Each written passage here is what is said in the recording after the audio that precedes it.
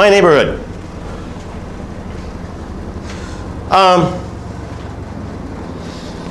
We're starting into the whole question here of modeling. And the first thing that you have to model in a lesson is the context. Anybody tell me what context is again? We'll check here. What's context? The words in relation to all the words in it. Right? Close. A little bit. Context. What's context? Situation. It's a situation. What kind of a situation? Well, depending on what you're trying to model, like what's going on, what is happening here that you're trying to get. Okay, we're getting there. Okay, I'll give it to you and try to keep this in your mind. Okay, context is a picture in the student's mind of a communication situation that student can imagine themselves being part of.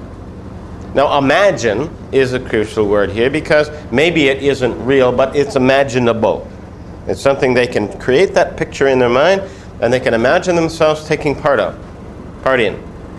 They know all the language that is used in that situation. They just don't know it in English. Would that be like a phone call or something like that? That would be like clinic.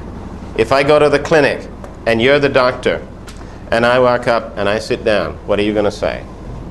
How can I help you with something? I don't know. Well, possibly. You're possibly going to say, what's the matter?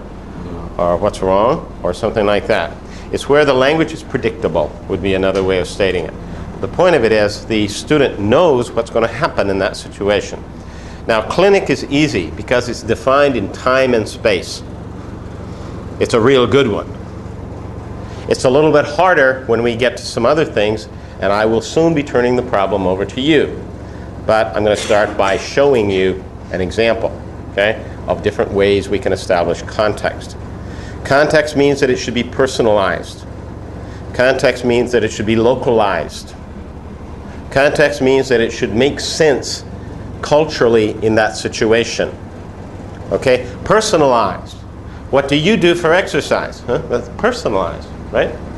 Asking people personal questions. Okay? Localized. We're going to talk about picnics. Which would be a more contextually appropriate place for a picnic? Yellowstone Park or so-and-so Beach? No-brainer, huh?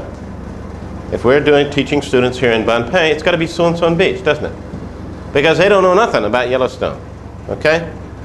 Now, but my job is I'm a cultural missionary. I'm sorry, you're not.